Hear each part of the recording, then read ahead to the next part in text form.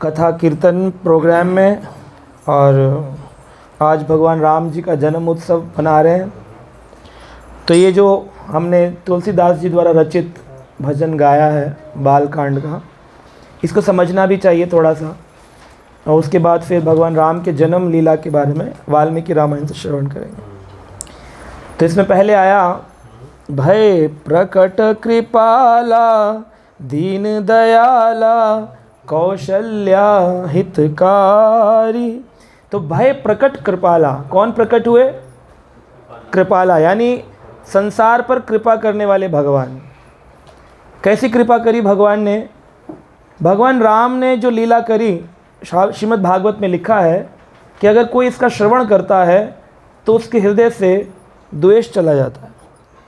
अगर हमारे मन में द्वेष की भावना हो, क्योंकि बड़ी मुश्किल है जाना, कंपैरिजन्स करना और द्वेष रखना, तो श्रीमद् भागवत में शुकदेव गोस्वामी कहते हैं श्री रामचंद्र की लीलाएं ऐसी हैं कि उनको श्रवण करने से व्यक्ति का द्वेष समाप्त हो जाता है। तो अगर हम श्रवण कर लें आज श्रीमद् भागवतम से, वाल्मीकि रामायण से या रामचरितमानस से श्री रामचंद्र जी की लीला का, तो हमारे जीवन से द्वेष समाप्त होगा। ये कृपा सबसे बड़ी कृपा है भगवान की।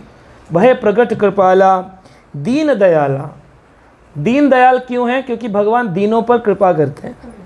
उनका नाम है दीन दयाल, दया निधि। लेकिन भगवान का नाम नहीं है कपट दयाला। किसका है? दीन दयाला। जो व्यक्ति सच में दीनहीन होगा ना, उस पर भगवान कृपा करते हैं। लेकिन जो कपटी लोग होते हैं, दिखाते कुछ और है, होते कुछ और हैं, तो उन भगवान का नाम कपट पावन नहीं है, पतित पावन है। दीन दयाला है, कपट दयाला नहीं है। तो दीन दयाला कौशल्या हितकारी। कौशल्या माता के घर में उनका हित करने के लिए भगवान, उनके प्रिय भगवान प्रकट हुए।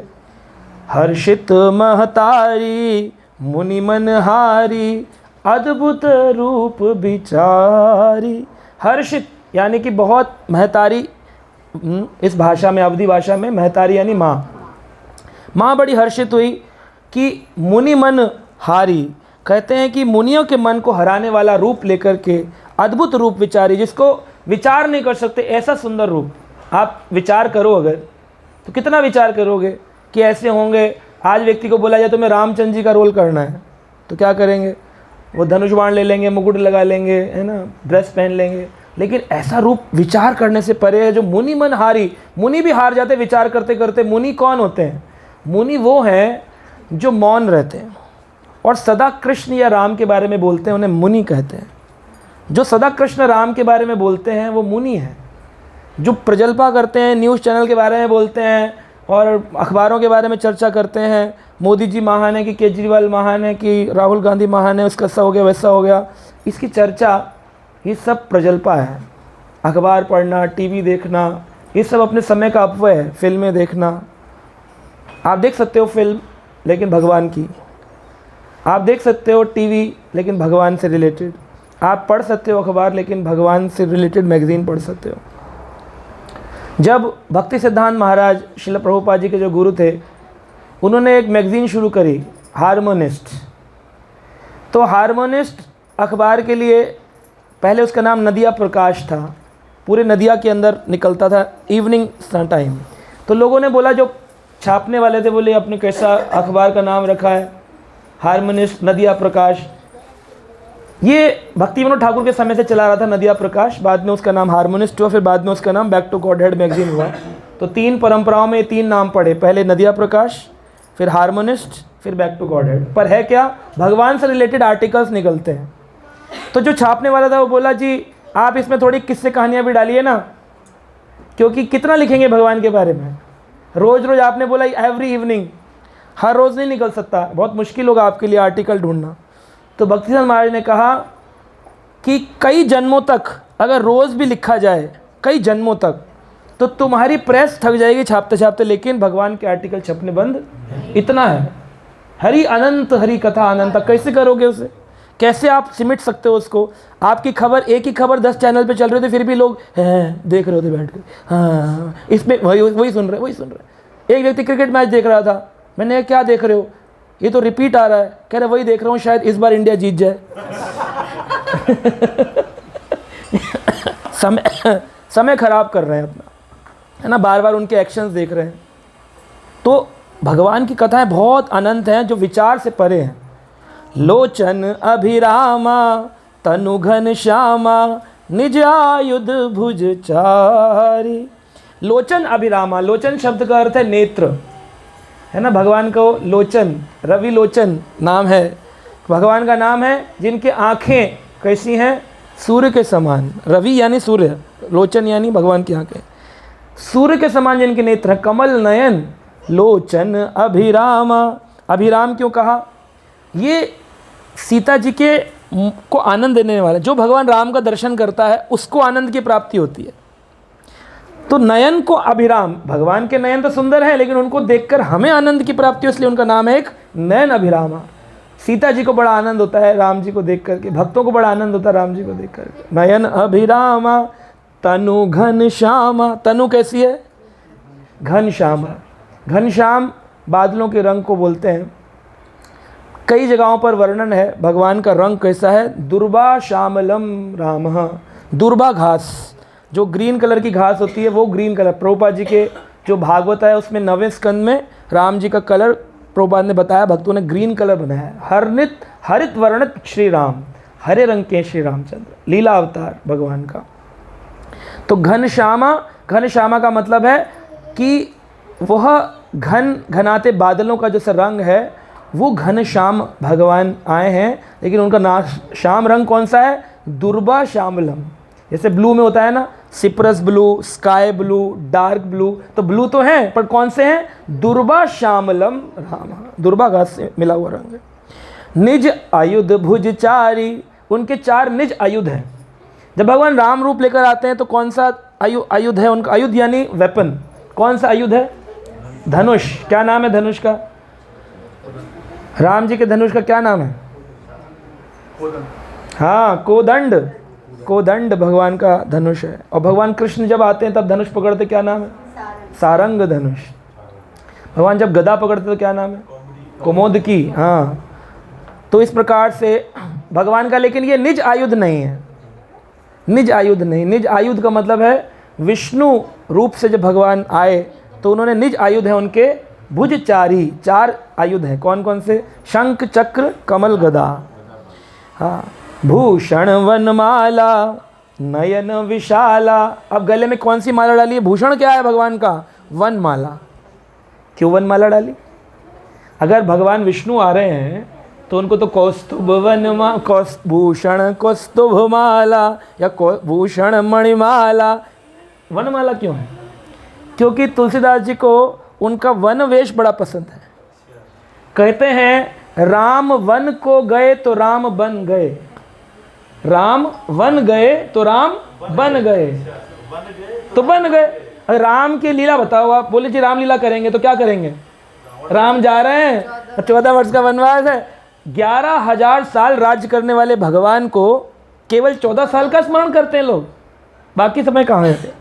लेकिन राम क्योंकि वन को गए तो उनका जो वो दृढ़ता है अपने पिता के बात पर, वचन पर, वह जो आचरण है वो एक्चुअली पकड़ लिया संसार ने। इसलिए कहते राम वन गए ना तो राम बन गए। लोग बोले वाह, राम हो तो ऐसा, बच्चा हो तो ऐसा, राम वन को गए।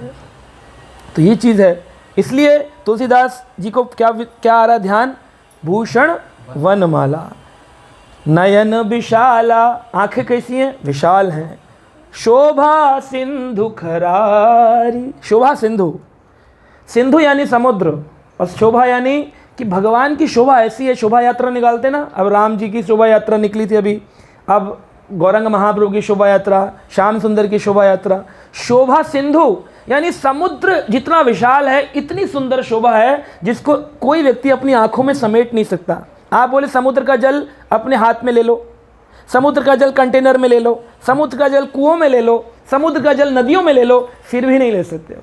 3/4 समुद्र है और 1/4 पृथ्वी है, कैसे लोग हैं? पूरी पृथ्वी मिलकर नहीं ले सकती। तो भगवान की शोभा कैसी है? शोभा सिंधु करार। खरारी क्यों? खर यानी खर रावण के भाई थे, खर दूषण, तो खर को मारने वाले दुश्मन, आरी शब्द का अर्थ है दुश्मन, खर आरी, हाँ खर के दुश्मन थे। आए और आते उन्होंने मारपीट मचाई और सारे के सारे लोगों को, जितने भी दुश्मन थे उनके दुश्मन बन करके भगवान राम आए। खरारी, खर और दूषण के दुश्मन।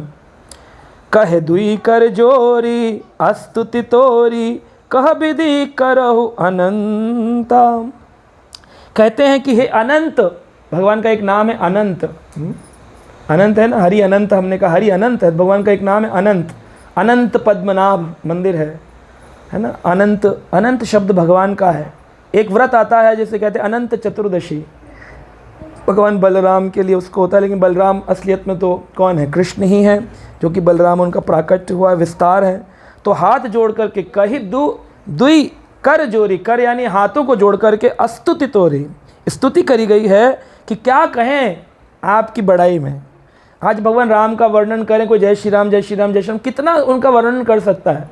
उनके सुंदर अजान लंबिता भुजान, हाथ लंबे हैं, घुटनों से भी लंबे, अनंत है उनकी, हरि अनंत, तो उनकी कौन स्तुति कर सकता है। हम हाथ जोड़कर क्या कह रहे हैं, माया गुण ज्ञाना अतीत अमाना, वेद पुराण भनंता।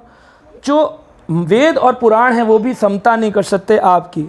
कोई बोले पुराणों में भगवान के बारे में लिखा है, अरे वो पुराण में जो लिखा है वो संक्षिप्त रूप में लिखा है, वेद में जो लिखा है वो संक्षिप्त में है, क्योंकि जो भगवान करने वाले हैं वो लिखा नहीं है उसके अंदर। भगवान खुद कहते हैं कि वेद हमारे भेद और मैं वेदों का माही, मैंने ही तो वेद रचे, वेदस्य सर्वम अहम एव वेद्यो, गीता में कहा 15वें अध्याय 15 नंबर श्लोक में, वेद हमारे भेद और मैं वेदों का माही, पर कल मैं क्या करूँगा जे वेदों में भी नहीं।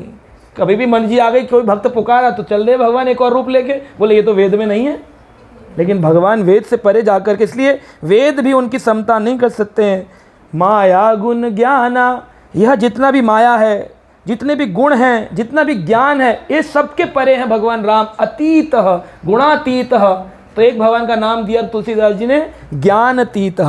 गुणातीत मतलब जो तीनों गुणों से परे है, और ज्ञानतीत जो ज्ञान से परे है। कोई व्यक्ति बोले हम पढ़ लेंगे खुद घर में रामायण ला के, प्रभु जी तो राम समझ में नहीं आएंगे ना, ज्ञानतीत है राम, समझ में नहीं आने वाले, ज्ञान से परे हैं, नॉलेज बेस पे नहीं समझ सकते आप राम को। माया गुण ज्ञानातीत अमान वेद पुराण भनंता, करुणा सुख सागर सब गुण आगर, यही गावहि श्रुति संता। करुणा के और सुख के सागर है। इतनी करुणा, इतनी करुणा, इतनी करुणा भगवान के अंदर भरी है कि रावण के लिए बोला कि प्रभु अगर रावण के पूरा परिवार मर गया है और रावण आकर आपकी शरण मांग ले तो आप उसे माफ़ कर देंगे। भगवान बोले हाँ क्यों नहीं माफ़ कर देंगे। तो बोले फिर इतना सब युद्ध किया, इतने लोग मर गए, सब ऐसे वेस्ट हो जाएगा। भगवान बोले वो जो भी हो, लेकिन अगर आज भी रावण शपथ मांग ले, क्षमा मांग ले, तो भगवान इतने करुणा वाले हैं कि भगवान उसको भी माफ़ करने को आ रहे थे। रास्ते में वन की ओर जा रहे थे तो रास्ते में पाँव में कांटे लग गए, तो सीता जी पाँव के कांटे निकालने लगी। तो भगवान राम कहते क्या कर रही हो सीते।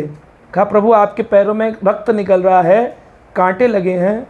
भगवान बोले मत निकालो। क्यों? क्योंकि इन्होंने मेरी शरण ग्रहण करी है। एक बार कोई मेरी शरण ग्रहण कर ले तो चाहे वो चुभता ही क्यों ना रहे, लेकिन मैं उसको कभी त्यागता नहीं। यही गुरु का गुण भी है, यही भक्त का गुण है।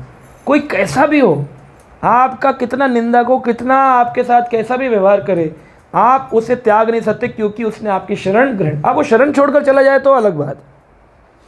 भगवान ने कहा अपि चेत सुदुराचारो भजते माम अनन्य भाकम, साधुर एवं ही मंतव्यम सम्यक व्यवस्थितो ही सहा। मैं तो उसको साधु मानता हूँ जो कितना भी निंदक कार्य करे, लेकिन भजन कर रहा है ना, तो उसका भजन देखना चाहिए, उसकी निंदा नहीं देखनी चाहिए।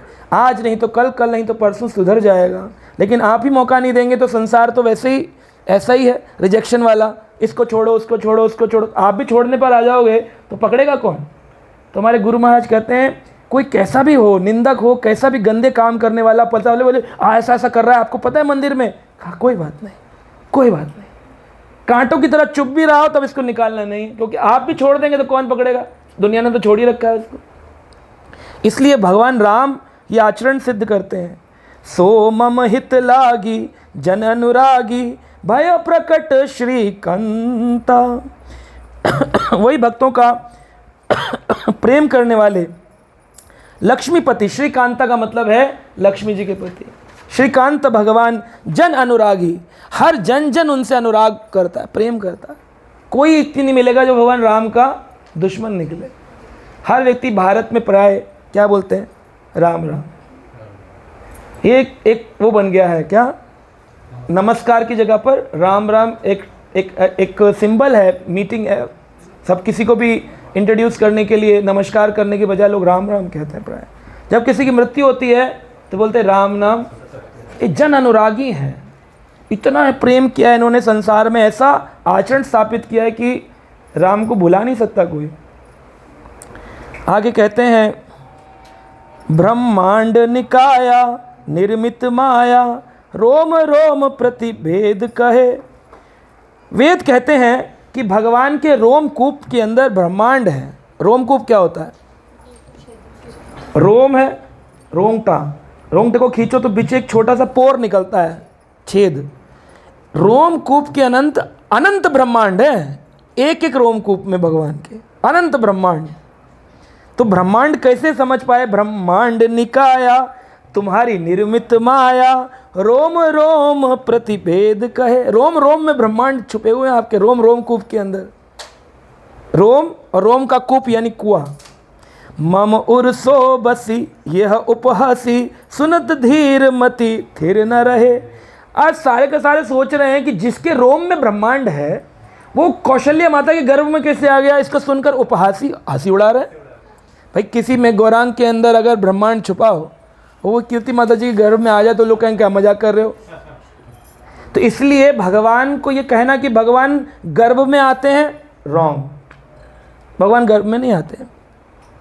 गर्भ के स्थान को चुनते हैं तो प्रकाशमान हो जाता है और वहाँ पर एक हवा भर जाती है। भागवत में वर्णन है, हवा भर जाती है तो ब्लोट हो जाता है, ऐसा लगता है जैसे गैस बन गई है ना, ऐसा लगता है हम गर्भ धारण किए। फीटस, यूट्रस जो है वो फीटस ना होने के बजाय वहाँ पर एयर होती है, वायु होती खाली, और वायु से फूल जाएगा, लगेगा गर्भ स्तुति प्रारंभ हो गई, ये सब कुछ हो गया और भगवान बाहर अपीयर हो जाएंगे।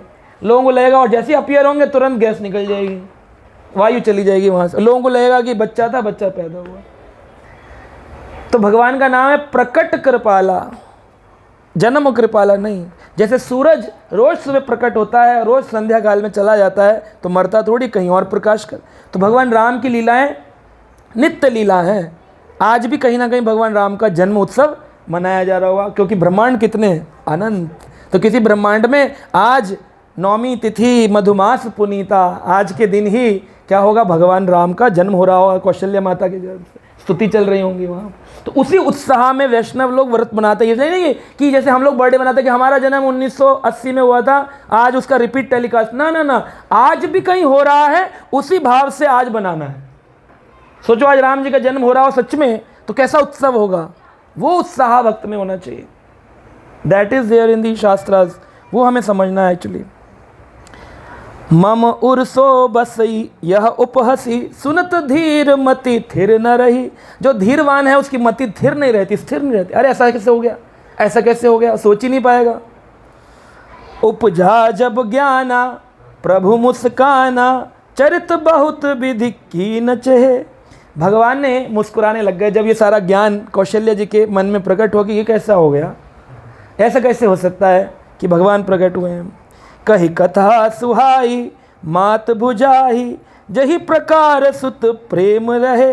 तो माता कहती देखो हमारे यहाँ जो बच्चा होता है ना वो छोटा होता है, शिशु रूप में होता है। हमारे यहाँ ये लंबा चौड़ा शंख चक्र कमल गदा लेकर के मुकुट पहन कर के ऐसा बच्चा कोई है नहीं। हम किसको बताएंगे बच्चा हो, कहें कहाँ है तो क्या दिखाएंगे, ये बच्चा पूरा बड़ा विराट रूप में क्या दिखाएंगे। और बच्चा है मुस्कुरा रहा है, मुस्कुराते हुए कौन सा बच्चा पैदा हुआ है, रोना चाहिए। तो बोले अच्छा। तो प्रभु बोलते हैं भगवान कौशल्या माता के प्रेम में, भक्त वत्सलता में जैसा जैसा माता ने कहा वैसा वैसा भगवान ने किया। माता पुनि बोली सोमति डोली तजहु तात यह रूपा। हे तात, हे प्रभु इस रूप को त्याग दीजिए। कीजे शिशु लीला अति प्रियशीला ये सुख परम अनूपा। मुझे आपका भगवान की प्राप्ति नहीं चाहिए थी, मुझे तो शिशु की प्राप्ति चाहिए थी। वो बात अलग है कि मैंने ये मांगा कि मुझे शिशु रूप में भगवान मिले, परंतु आप तो भगवान स्वरूप में आ गए, अब इसमें प्रेम कैसे करूँगी, इतना बड़ा बच्चा है। कैसे उसको मैं ऐसे प्यार करूँ मुझसे बड़ा, हाँ? पूरा मुकुट लगा रखा देख के घबरा जाए, तो शिशु रूप में आई है। तो भगवान को बात पसंद आई। भगवान ने कहा ठीक है, अगर ये आपको परम सुख देता है, सुनी बचन सुजाना रोदन ठाना हुई बालक सुरभूपा। तुरंत भगवान राम ने अपना बालक का स्वरूप बना लिया और रोने लग गए जोर जोर से, क्वां क्वां। और सारे दशरथ महाराज बाहर खड़े थे, वो पूछ रहे हैं क्या हुआ क्या हुआ। बोले कौशल्या जी के घर में जो प्रकाश तेज पुंज निकल रहा है ना, बस हो गए भय प्रकट कृपाल, अभी अभी प्रकट हुए। दशरथ जी बधाई हो, आ गए आपके पुत्र। यह चरित्र जे गावही हरिपद पावही। जो इस चरित्र को गाएगा बोलेगा उसे हरिपद पावही, उसे हरि का पद अवश्य प्राप्त होगा। तेना बरई भवकूप। इस भवकूप में, इस भव सागर में, कूप मतलब कुएं में दोबारा दोबारा पड़ेगा नहीं, इसमें गिरेगा नहीं आकर। तुलसीदास जी का वादा है कि अगर जिस व्यक्ति ने एक बार इस चरित्र का गान किया, रामचंद्र जी के कथाओं का श्रवण किया, उसका पुनः भवकूप में गिरना कैंसिल हो जाता है। तो आज हम श्रवण कर रहे हैं रामचरित्र को, तो इससे क्या चला जाएगा? द्वेष चला जाएगा। और क्या मिलेगा? इससे हरिपद मिलेगा, हरिचरण मिलेंगे। और क्या मिलेगा? भवकूप में पुनः आना कैंसिल, दोबारा हमेशा के लिए कैंसिल हो गया। बोले अब कभी नहीं आएंगे ये लोग, चुन लो, राइट कर लो, राइट ऑफ कर दो इनका, ना यमलोक जाएंगे ना कहीं। बोले सब के सब भगवत धाम को जाएंगे, हरि चरणों में। हरि हरि बोल। तो ये जो है ये हरि कथा है। इसीलिए इस हरि कथा को श्रवण करने के लिए कई आचार्यों ने अलग अलग तरीके से वर्णन किया। कितनी रामायण है? रामायण शतकोटि अपारा, 1 करोड़ प्रकार की रामायण है। तो रामायणों में सारी रामायण पढ़ें तो भी आनंद लेना चाहिए, क्योंकि अलग अलग कल्प में अलग अलग प्रकार से भगवान ने रामायण करी है। कहीं पर रामायण कैसी है भगवान की, कहीं पर कैसी है। लेकिन सब में से सबसे ज़्यादा प्रचलित हुई रामचरितमानस, सबसे ज़्यादा प्रचलित ग्रंथ हुआ, महाकाव्य। पूरे विश्व के लोग उसको स्वीकार करते हैं। वो अलग बात है कि कुछ मूर्ख उपहास कर रहे हैं इस समय, लेकिन वाल्मीकि रामायण से भी ज़्यादा प्रचलित हुआ रामचरितमानस। लेकिन वाल्मीकि रामायण पूरा संस्कृत में है और रामचरितमानस पूरा अवधि में है। और भी रामायण है, कंब रामायण है ना, कंब रामायण भी है, कंबद रामायण, कंबद के द्वारा हनुमान जी की एक रामायण है, hidden pass times of Shri Ram. बहुत सारी रामायण हैं। हाँ, कृतवास रामायण वो तो बड़ा मजाकिया भी, उसके अंदर तो बड़ी बड़ी अच्छी चीज़ें हैं। कृतवास रामायण और वाल्मीकि जी की रामायण है। तो वाल्मीकि जी ने रामायण कैसे लिखी इस पर, और कैसे भगवान राम के चरित्र को गाया, ये आज हम वाल्मीकि रामायण से श्रवण कर रहे हैं। वाल्मीकि जी ने श्री नारद जी से प्रश्न किया, जबकि नारद जी के भक्त थे वाल्मीकि। और वाल्मीकि जी आप जानते हैं कि किस प्रकार रत्नाकर से वाल्मीकि बने थे। नारद जी उनके गुरु थे। तो वाल्मीकि ने श्री नारद जी से प्रश्न किया कि तत्व ज्ञानियों में जो तत्व को जानते हैं कि विष्णु, कृष्ण, राम, इनमें कोई भेद नहीं है। कृष्ण आदि पुरुष है और उनकी अवतार विष्णु, राम, नरसिंह, वामन सब रूपों में होता है। ब्रह्मा जी ने ब्रह्म संहिता में इसकी पुष्टि करी। राम आदिशु मूर्तिषु कला नियम अतिष्ठन नाना अवतार मकरंद भुवनेशु किंतु कृष्णस्तु भगवान पुरम पुमानयो गोविंदमादि पुरुषम तमहम भजामि। वो कहते हैं राम आदि जितनी मूर्तियां हैं, जितने रूप हैं, ये सब कृष्ण से ही निकले हैं, लेकिन आदि पुरुष कौन है? गोविंदमादि पुरुष।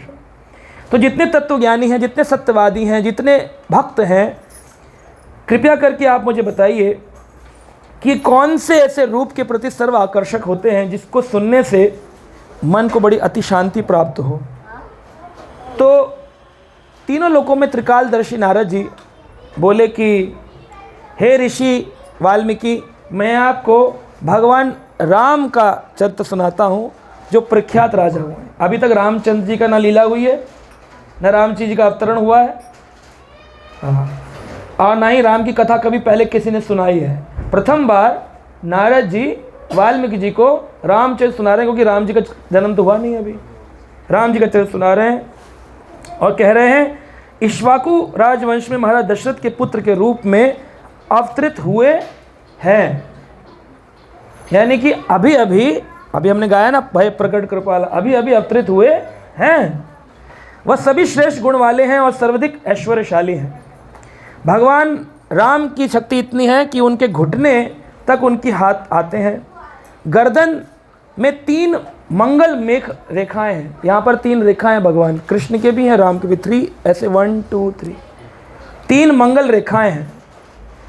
उनके कंधे विस्तृत, छाती चौड़ी है, सुंदर माथा है, सुशोभित ललाट है और शक्तिशाली जबड़े और मजबूत शरीर है। नेत्र विशाल है और कद में वो मध्यम ऊंचाई वाले हैं, यानी मीडियम हाइट है, बहुत टॉल नहीं है, बहुत शॉर्ट नहीं है। उनके समस्त अंग सगुटित और सुडौल हैं और गहन हरित नील वर्ण हैं। फिर आया देखो वाल्मीकि, हरित नील वर्ण, मैंने बोला हरित, दुर्वा श्यामलम, हरित नील वर्ण, ये भगवान का रंग है। Don't colour Ram as blue, Ram ji का कलर क्या है?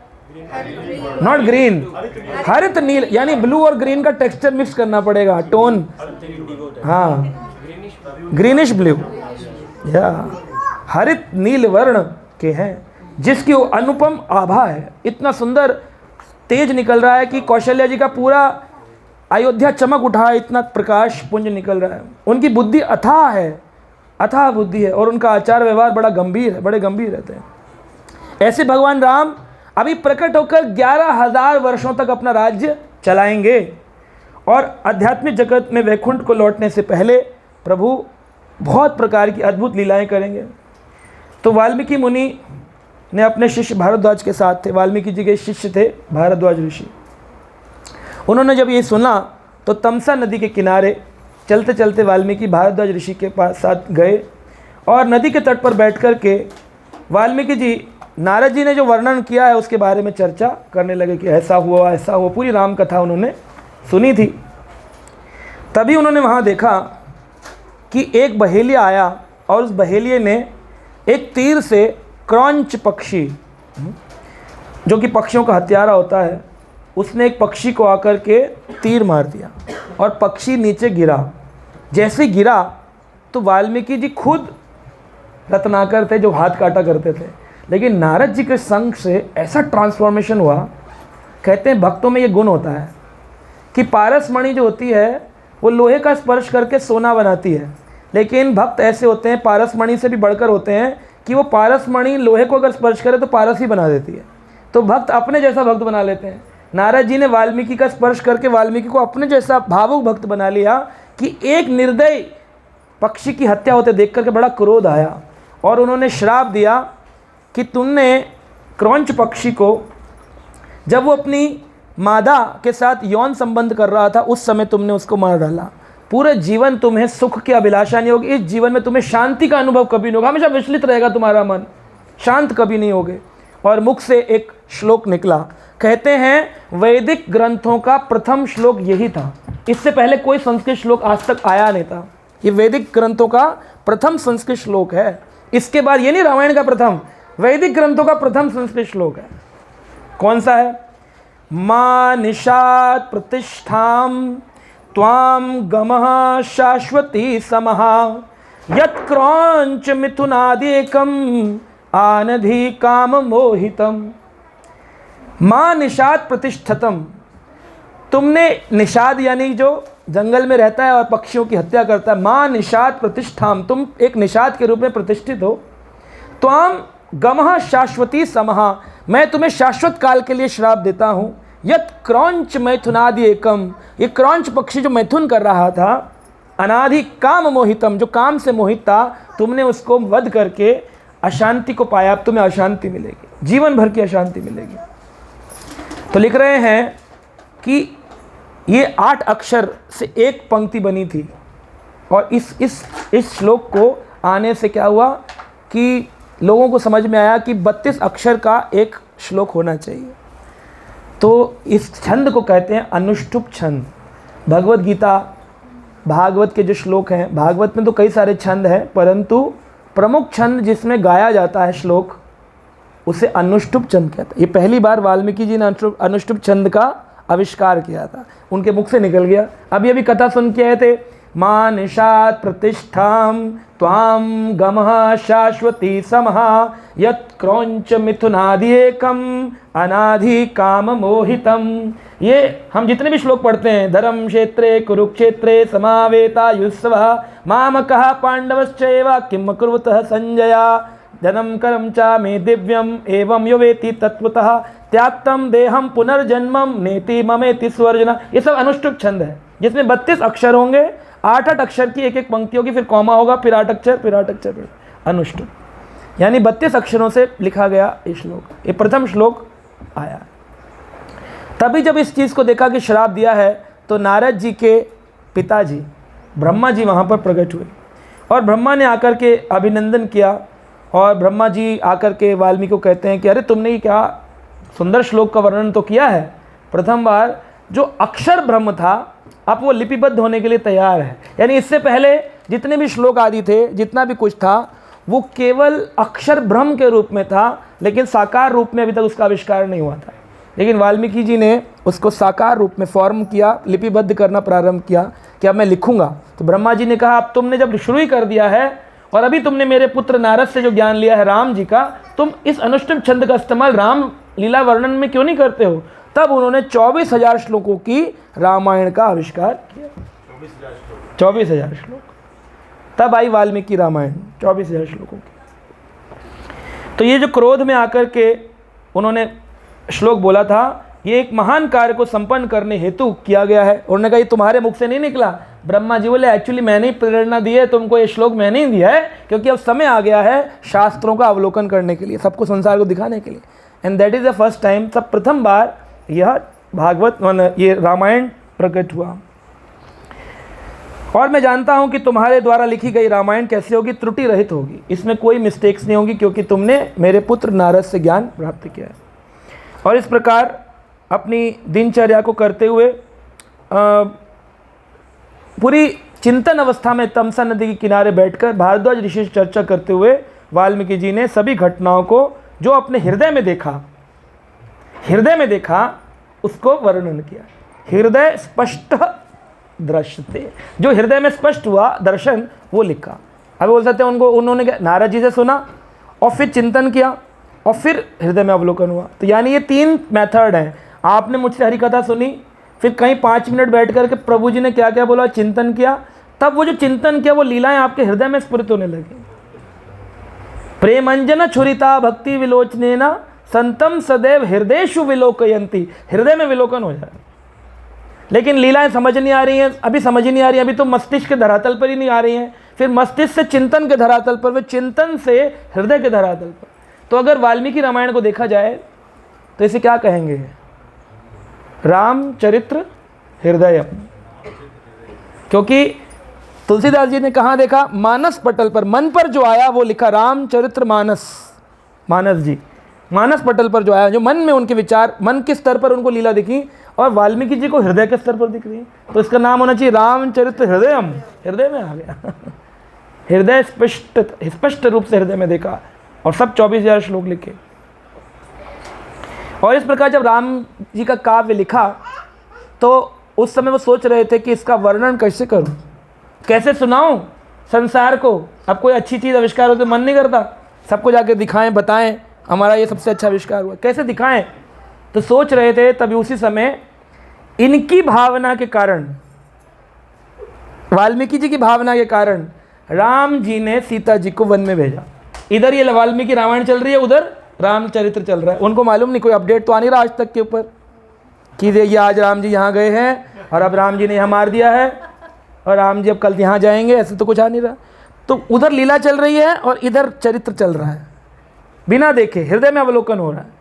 और इधर सीता जी को उधर छोड़ दिया गया, और सीता जी के पुत्र हो गए हैं लव कुश, और लव कुश को ज्ञान प्रदान करने के बाद कह रहे ये परांगत हैं, मेरे जैसा चाहता था वैसे शिष्यों में, ये जाएंगे रामायण का प्रचार करेंगे। और तब उन्होंने प्रचार करना प्रारंभ किया और पूरी जगह प्रचार किया, जगह जगह पर। उन्होंने कहा कि ये दोनों बच्चे जो हैं ना, इनके अंदर एक बड़ी अच्छी चीज़ है, क्या, साहित्यिक सौंदर्य। साहित्यिक बहुत सारे लोग सौंदर्य तो होते हैं लेकिन साहित्यिक सौंदर्य नहीं होते हैं। आपको बहुत सारे स्मार्ट लोग मिलेंगे, मॉडल मिलेंगे, लेकिन जैसे मुंह खोलेंगे पता चल जाए कितना बड़ा मॉडल है। किसी गांव का, हरियाणा का जाट होगा, लंबा चौड़ा है, सुंदर दिखता है, स्टेज पे चल रहा है, पैसे कमा रहा है, फोटो खिंचा रहा है, लेकिन जैसे ही बोला क्रिकेटर है, बड़ा अच्छे छक्के चौके मार रहा है, जैसे अंग्रेजी बोलने का टाइम है, माइक पकड़ा, बोले you are the man of the match, बस हो गया बेड़ा गर्क। तो पर बोलते पता चलता है किसका असली में है कौन, है ना। तो प्रभुपाद जी बोलते थे कि कैसे व्यक्ति का पता चले आचरण का, बोले द मोमेंट ही स्पीक्स, बोलते पता चलता है। तो सौंदर्य कौन सा होना चाहिए? साहित्यिक सौंदर्य होना चाहिए, स्क्रिप्चरली ब्यूटीफुल। कि जब भी बोले प्रमाण से बोले। अब बड़े बड़े लोग हैं, कथा कर रहे हैं, मिलियन व्यूअरशिप भी है, बट प्योरिटी कहाँ है? पब्लिक को गंध चाहिए और गंध बेचने वाला भी है, तो गंध को खरीदता है। आप दुनिया मांस बेच रही है, मांस खाने वाले खरीद रहे हैं, तो आप बोले अरे मांस बिक रहा है तो मांस यानी अच्छी चीज़। अरे गंध बेच रहा है और उसे गंध खा रहा है, इसका मतलब ये तो नहीं हो कि गंध अच्छी चीज़ हो गई। तो कोई व्यक्ति अगर उल्टी पुल्टी फिलॉसफी बोल रहा है, उसके मिलियन व्यूज़ हैं, वो सामने आ गया टक करके आपके यूट्यूब में, इसका मतलब वो बड़ी अच्छी चीज़ बोल रहा है। साहित्यिक सौंदर्य कहाँ है? उसका प्रमाण क्या बोल रहा है? वो कौन से ग्रंथ से बोल रहा है? श्लोक बोला, उसने कोट किया, कहाँ से बोला? आज the reference and he will फेंट, वो बेहोश हो जाएगा। अरे जी मुझे नहीं पता। जितने लोग इस समय पॉपुलर है इंडिया में, भारत में, विश्व में, ज़्यादातर लोग बिना रेफरेंस की बातें कर रहे हैं। मनोकल्पित धर्म कहते, मनो में जो आया वो बोल दिया। कहानियाँ किससे सुनाएंगे जो कहीं लिखे ही नहीं होंगे? कोई प्रमाण नहीं है। बचपन में दादी नानी से जो कहानियाँ सुनी थी उसे भगवान राम से जोड़ देंगे, फिर राम राम कर देंगे। चलो ठीक है, सनातन का प्रचार कर रहे हैं, राम राम कर रहे हैं, फिर भी ठीक है, लेकिन कुछ तो राम का प्रचार भी नहीं कर रहे। अब जैसे आज नवमी के दिन कितने सारे लोग पूड़ी सब्जी खा रहे हैं, पूड़ी चना हलवा। आज रामनवमी व्रत का दिन है, 12 बजे भगवान राम का प्रकट हुआ है। जिस प्रकार जन्माष्टमी का व्रत शक्तिशाली है, ऐसे राम का व्रत भी शक्तिशाली है। जैसे गौरांग पूर्णिमा पे गौर पूर्णिमा, गौरांग महाप्रभु के प्रकट का दिन भक्ति, ये भी शक्तिशाली है। हम कैसे इसको मिस कर सकते हैं? तो कहाँ से ये प्रचलित हो गया? मैं सोच रहा था कि कैसे नवमी में नौकंजक पुलाना, एक लंगूरिया बुलाना, फिर उसको खिलाना, कि कैसे शुरू हुआ, कहाँ से आ गया ये? तो पता चला कि 18 पुराण वेद व्यास ने लिखे और 18 उप पुराण लिखे और 35 अति पुराण लिखे। अति पुराण 35, उप पुराणों से भी अधिक एक अति पुराण लिखे गए। होता है ना जैसे कि एक बड़ी किताब समझ में आया, बोले नहीं, फिर एक छोटी किताब, बोले अब समझ में आया, बोले नहीं, बोले और छोटी किताब, बोले अब समझ में आया, बोले हाँ अब समझ में आया। तो वो संक्षिप्त रूप में उसी व्यक्ति के समझाने के लिए, जैसे कोई मांस खाता है तो उस मांस खाने व्यक्ति को बोले तो मांस मत खाओ तो मर जाएगा, कह रहा है अरे पागल हो, मांस नहीं खाए हम। तो बोले नहीं तुम्हें मांस खाना है, तुम एक काम करो, अमावस्या के दिन बलि चढ़ाकर खाओ। तो 30 दिन वेट करेगा अमावस्या आने का। तो 29 दिन उन्होंने जानवरों की रक्षा कर ली, लेकिन एक दिन, अब वो क्या सोच रहा है, आपके ग्रंथों में लिखा खाना अलाउड है। उसको भ्रमित किया है भगवान ने, उसको कंट्रोल करने के लिए। शराब पीनी है तो ठेके पे जाकर खाओ, गवर्नमेंट ने ठेके खोल दिए। ठेके खोलने का मतलब क्या? ताकि शराबी तो मानेगा नहीं, वो रोज पिएगा, सड़क पर पिएगा, इससे अच्छा ठेका खोलो ताकि नियंत्रित रूप से पिया जाए। तो इसलिए नियंत्रित रूप के लिए उन्होंने पुराण निकाल दिया, चंडी पुराण। चंडी पुराण के अंदर लिखा है बलि चढ़ाओ। ऐसे ही कंजकों के बारे में कहा गया, बोले देवी पुराण, देवी भागवत, उसका नाम रखा देवी पुराण। तो ये 5 पार्टियों में बांटा गया है। जैसे गणपत्य पुराण, यानी गणपति की महिमा करने के लिए 4 पुराण हैं, जिन्हें गणपत्य कहते हैं, गणपत्य पुराण। एक पुराण है शाक्त पुराण, यानी शक्ति की उपासना करने वालों के लिए पुराण लिखे गए, चंडी पुराण, देवी पुराण। शैव पुराण, शिव जी की उपासना करने वालों के लिए शैव पुराण। वैष्णवों की उपासना करने के लिए वैष्णव पुराण, और निराकार की पूजा करने वालों के लिए भी एक पुराण है। निराकार भाई, निराकार भी तो पुराण वेद पढ़ेंगे, बोले आपके वेदों में एक पुराण मिलेगा। हर प्रकार के व्यक्ति को कैटर करने के लिए कुछ ना कुछ वेद व्यास ने लिखा। उसके बाद उन्होंने पुराण लिखे, 18 उप पुराण भी लिखे। लेकिन जब समस्त पुराण लिखने के बाद में उनका मन संतुष्ट नहीं था, तब उन्होंने अपने नारद जी से बोला, गुरु से, कि वेद व्यास जी बोले मेरा मन संतुष्ट नहीं है। बोले क्योंकि तुमने अभी तक भक्ति के बारे में तो कुछ लिखा ही नहीं, तुम तो देवी देवता संसारी लोगों की इच्छाएं पूरी करने के लिए लिख रहे हो, काम मोक्ष है ना, इसी सब में लिख रहे हो, धर्म अर्थ काम मोक्ष। तब फिर उनको जब ये ज्ञान मिला तो फिर उन्होंने श्रीमद् भागवत पुराण लिखा, जो कि सर्वश्रेष्ठ पुराण है ना। तो इस प्रकार से आप कोई व्यक्ति भागवत पुराण का पढ़कर और कंपेयर करे शिव पुराण से या देवी पुराण से, तो उसको समझना चाहिए कि वो पुराण गलत नहीं है, परंतु वो एक लिमिटेड कैटेगरी के लिए है। इसलिए भागवत पुराण भी सबको ही नहीं पढ़ सकते। जो चुने जाते हैं भगवान के द्वारा, जो सभी गुणों को पार करके ऊपर आ गए, उन्हीं के लिए है, सबके लिए थोड़ी है। सब लोग तो वही कंजक पूज करके, पैर छू करके, लंगूरिया को खिला करके, भैरव बाबा करके खुश हो जाएंगे, क्योंकि वो अभी इस लेवल पर है। वो तीसरी क्लास में पढ़ रहा है, उसको मॉरल साइंस पढ़ाई जा रही है। लेकिन जो व्यक्ति ग्रेजुएशन कर रहा है उसमें मॉरल साइंस नहीं है, क्योंकि उससे उम्मीद है कि इसमें मॉरल तो होना ही चाहिए, इसमें वैल्यूज तो होनी ही चाहिए, उसको पढ़ाने की क्या ज़रूरत है। तो शिव पुराण या देवी पुराण इसलिए लिखे गए ताकि इन लोगों को, अब 9 दिन जो नवरात्रि के लिख दिए, तो क्या हुआ, जो प्याज खाने वाले हैं, मांस खाने वाले हैं, वो 9 दिन तक नहीं खा रहे हैं। इसका मतलब कम से कम 9 दिन तो उनकी चेतना शुद्ध हुई, धीरे धीरे बढ़ेगा। अगर ये ना लिखते कंजक के बारे में तो कैसे शुद्ध होती है उसकी। तो there is some circumstances, there is some planning of God. तो वी कांट से कि kanjak is wrong, kanjak is not wrong, पर kanjak is meant for Shakta devotees, जो शक्ति के उपासक हैं उनके लिए बनाई गई है, ताकि उनका धीरे धीरे अपलिफ्टमेंट हो। लेकिन जो वैष्णव बन गया, जो राम उपासक हो गया, भागवत पुराण तक पहुंच गया, उसको ये जरूरत नहीं करने की, क्योंकि इसको पाने के बाद फिर इसको पाने की जरूरत क्या, क्योंकि 100 रुपये में तो 10 रुपये का नोट होता ही है।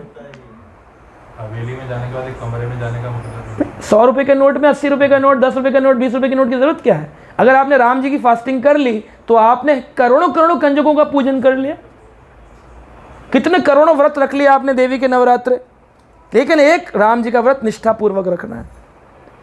तो ये शक्ति है राम के व्रत में या राम कथा में। तो बताते हैं, वाल्मीकि जी ने लिखा कि वैवस्वत मनु की इच्छा से एक नगरी बनाई गई। ये मनु कौन से चल रहे हैं, वैवस्वत मनु। इसकी 24वीं चतुर्युगी में, यानी अभी चल रही है 28वीं का कलयुग चल रहा है।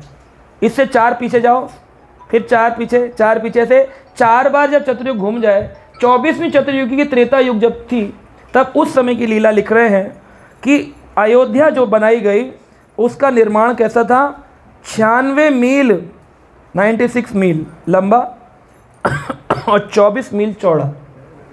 लेंथ एंड ब्रेड कितनी है, 96 × 24 माइल्स। इतनी बड़ी अयोध्या थी, आज इतनी बड़ी नहीं है।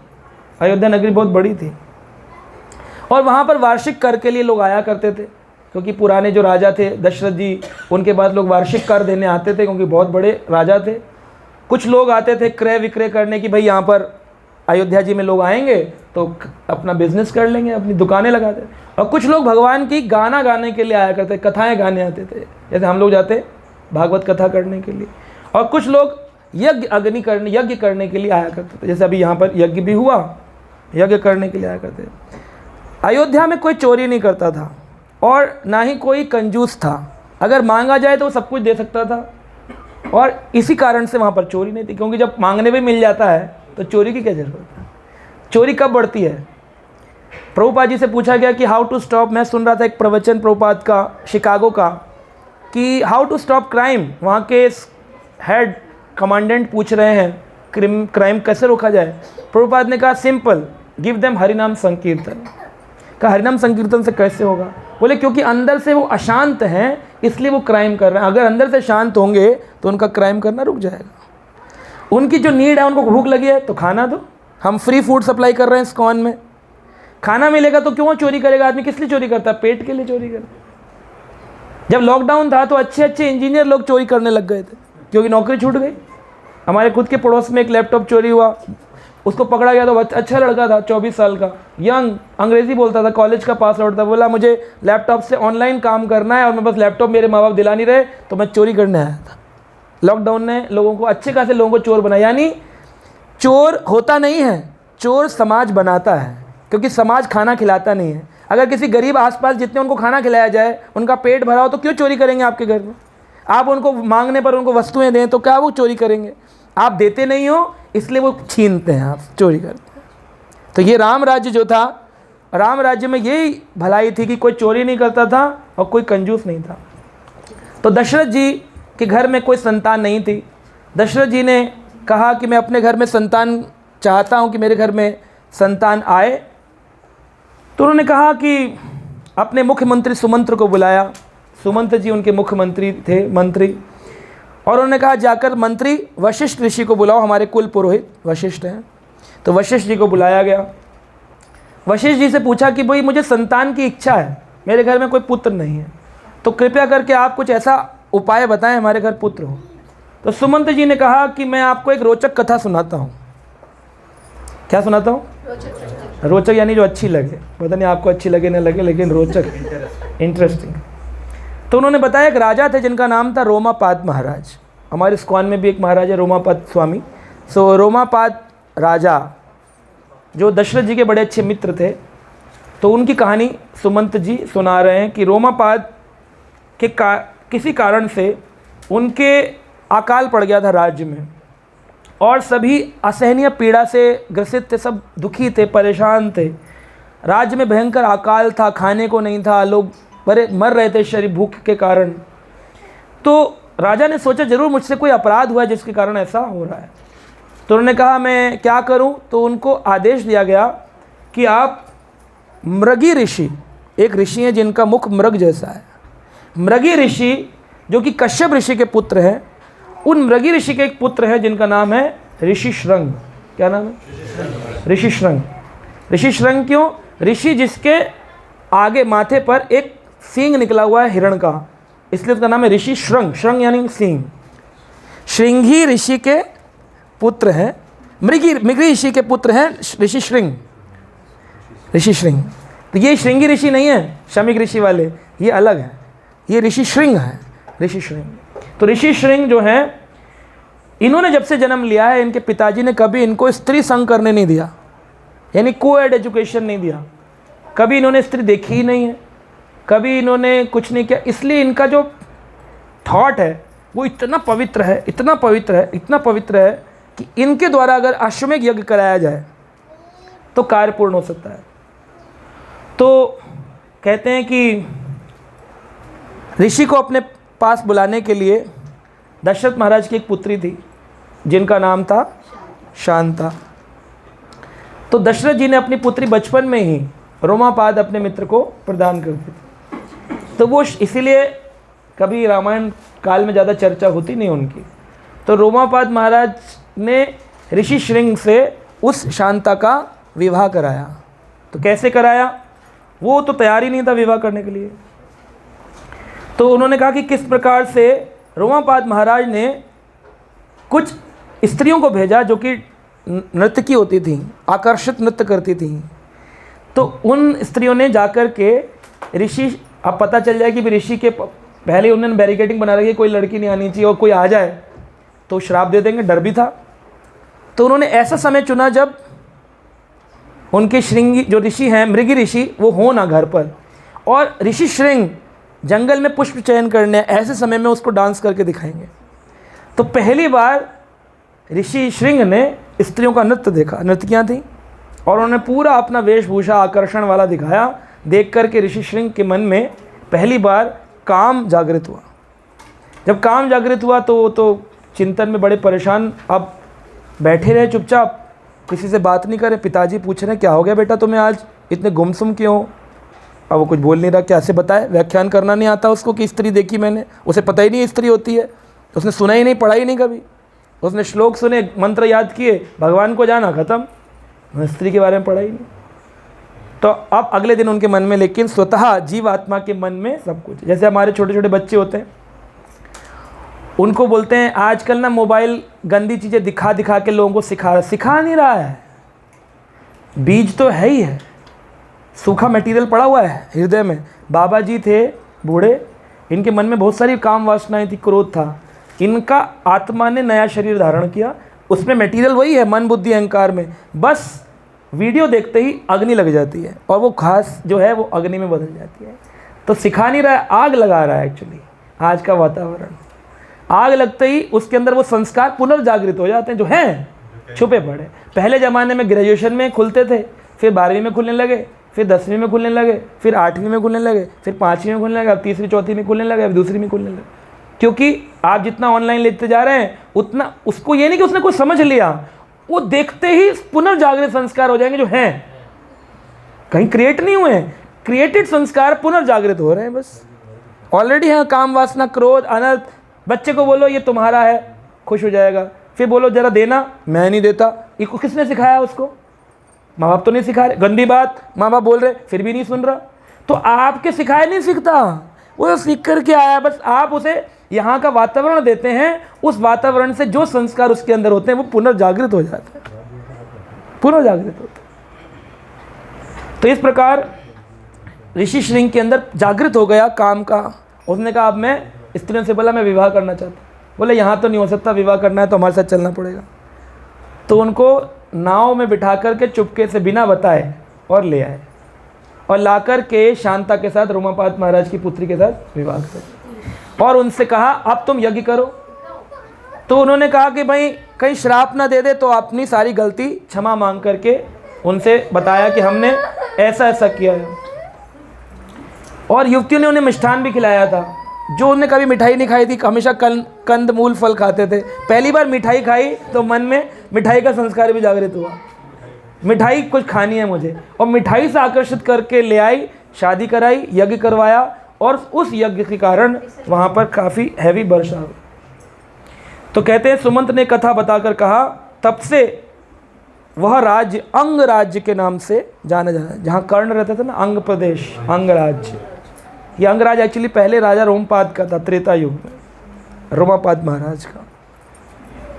तो वसंत ऋतु के आगमन पर महाराज दशरथ ने ऋषि श्रृंग से कहा आप हमारे मित्र रोमापाद महाराज के दामाद हैं, असलियत में थे तो उन्हीं के, क्योंकि शांता तो उन्हीं की पुत्री है। तो आप हमारे लिए एक अश्वमेध यज्ञ करेंगे। अश्वमेध यज्ञ क्या होता है? एक अश्व लेना है, उसके आगे एक पट्टी लगानी है कि कोई मुझसे जीत कर दिखाए पूरे विश्व में, और घोड़ा छोड़ा जाएगा। अगर आपने विनम्रतापूर्वक स्वीकार कर लिया कि जी मैं आपकी शरण में हूँ, तब तो ठीक है। अगर युद्ध किया तो पूर्ण युद्ध करना पड़ेगा, और युद्ध समाप्त होने के बाद ही फिर विजय जिसकी होगी उसे विनर घोषित किया जाएगा। और जब तक ये नहीं होगा, तब तक क्या होगा? चलता रहेगा। तो राजा का ये जो घोड़ा था अश्वमेध यज्ञ के लिए 1 साल तक, 1 वर्ष तक घूमा, और उसने 400 राज्यों को, 400 कैपिटल्स, 400 राज्य के राज्यों को अपने संरक्षण में ले लिया। 400 राजाओं ने माफ़ी मांग ली।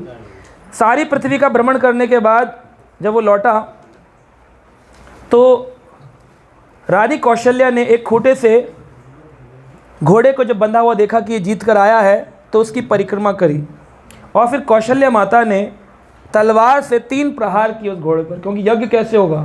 घोड़े के 3 टुकड़े कर कर उसे यज्ञ में डालना होता है। जो पूरा भ्रमण करके आया, जीत का है, तो 400 राजा पीछे पीछे आ गए यज्ञ देखने। कौशल्या जी ने उस घोड़े की 3 परिक्रमाएं लगाई, और परिक्रमा लगा करके उस घोड़े की तलवार से एक बार में तो कटा नहीं, तो धीरे धीरे करके उसके 3 टुकड़े किए घोड़े के, और फिर उस घोड़े को डाला गया। और जैसे उस घोड़े को यज्ञ में डाला गया, तो कौशल्या कोई साधारण स्त्री नहीं है जिनके घर राम आ रहे हैं। तुरंत देखते देखते एक नवीन रूप लेकर वो घोड़ा पुनर्यज्ञ के बाहर निकल आया। अगर निकल जाए इसका मतलब यज्ञ संपन्न हुआ है, यज्ञ संपन्न हुआ है। अगर घोड़ा नहीं निकला, मान लो आप भी सोचकर घोड़ा काट दो, तो घोड़ा आपके जीवन में रोड़ा बनकर आएगा, आप फंस जाओगे। आपसे नया बनने वाला नहीं है, जीव हत्या का पाप लग जाए। तो इस प्रकार ऋषि जो श्रृंग थे उन्होंने कहा अश्वमेध यज्ञ तो हुआ, इससे आपकी विजय तो घोषित हुई, लेकिन महाराज मैं अश्वमेध यज्ञ से प्रसन्न हूँ, यज्ञिक ब्राह्मण हूँ, लेकिन मैं चाहता हूँ आप एक यज्ञ और कर दिए, हाथ लगे। यज्ञ कुंड तो है ही है, राजा भी बैठे हैं, तो थोड़ा सा और, जैसे मैं एक कथा पूर्ण करने वाला हूँ और फिर कहूँ आप बैठे तो हैं ही हैं, तो एक कथा और सुनिए, तो दुख हो जाएगा। बोले अरे प्रभु जी भूख लगी है हमें, तो आप एक और कथा सुना रहे। लेकिन उन्होंने एक यज्ञ और कहा, तो उन्होंने कहा ठीक करिए। तो दूसरा यज्ञ पुनः उसी जगह पर प्रारंभ हुआ। घोड़ा तो निकल कर चला गया और पुत्र कामिष्ट यज्ञ का प्रारंभ हुआ। तो पुत्र कामिष्ट यज्ञ संपादित किया गया, बड़े बड़े देवताओं को बुलाया गया और ब्रह्मा जी वहाँ पर प्रकट हुए ब्रह्मा जी ने कहा कि अब पुत्र कामेष्टि यज्ञ प्रारंभ हुआ है, तो अब मैं ये वरदान मांगता हूँ। इधर ब्रह्मा जी विष्णु जी के पास चले गए क्षीर सागर में। अब देखिए साइड में टेक 1 टेक 2 लीला चलती है, ऐसे नहीं है बिल्कुल प्रोडक्शन हाउस की तरह से। इधर टेक 1 चल रहा है, पुत्र कामेष्टि यज्ञ चल रहा है। इधर टेक 2 चल रहा है, जहाँ पर ब्रह्मा जी विष्णु जी के पास गए क्षीर सागर में, कह रहे हैं आप हमें वरदान दीजिए कि रावण ने मुझसे वर लिया है ब्रह्मा जी से कि मुझे पशु मार सकता है, राक्षस मार सकता है, देवता मार सकता है, भगवान मार सकता है, लेकिन मुझे आप वर दीजिए इसमें से कोई मुझे ना मार सके। तो ब्रह्मा जी ने कहा मनुष्य, बोला मनुष्य की क्या चलती है, मनुष्य क्या मुझे मारे, मनुष्य में क्या शक्ति है। मनुष्य जहाँ देवता नहीं कुछ कर सकते, जहाँ राक्षस कुछ नहीं कर पा रहे हैं, जहाँ पशु भयंकर कुछ नहीं कर पा रहे हैं, जहाँ भगवान स्वयं कुछ नहीं कर पा रहे हैं, वहाँ मनुष्य कुछ कर लेगा। तो ब्रह्मा जी तथास्तु एवं अस्तु, ऐसा ही हो कहकर चले आए।